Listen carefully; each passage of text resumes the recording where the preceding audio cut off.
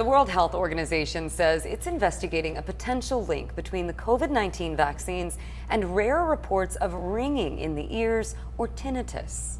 But as scientists do more research, ABC 10 News anchor Derek Stahl is going in depth to explain why some California healthcare workers say their jobs are hanging in the balance.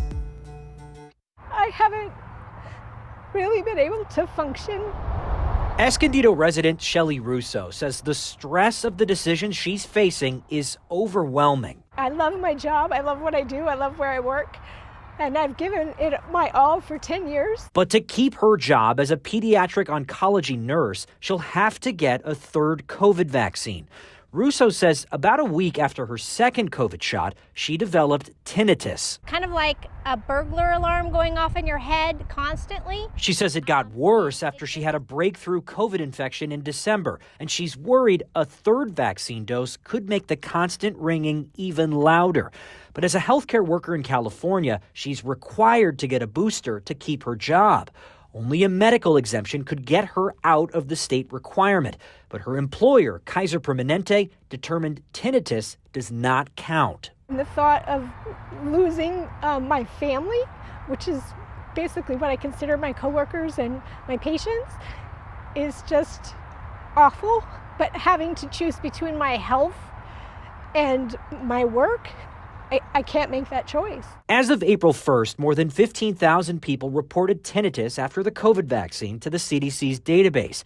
That's about one unverified report for every 17,000 vaccinated Americans.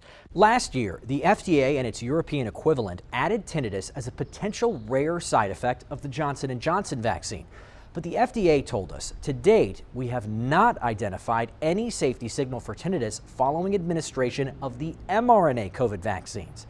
That means for the two most common shots from Pfizer and Moderna, tinnitus is not a recognized side effect. The problem with tinnitus, unlike something like a blood clot or an inflammation of the heart, is you can't see it, you can't measure it. There's no imaging study. Dr. Gregory Poland is the director of the Vaccine Research Center at the Mayo Clinic. He says establishing a link is tricky because millions of Americans develop tinnitus for other reasons.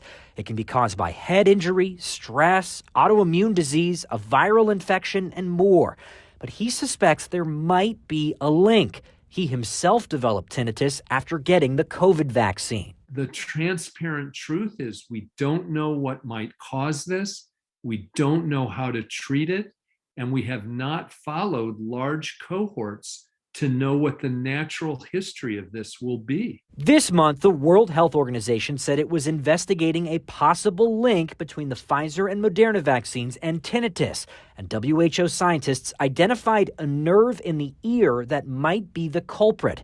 The WHO said further monitoring is required, but that might be too late for Shelley Russo. For people like me who are in danger of losing their job because we can't get the booster, but we also want to protect our patients, we need more options. If the CDC and the FDA don't recognize tinnitus as a possible side effect, Russo stands to lose her job in a matter of weeks.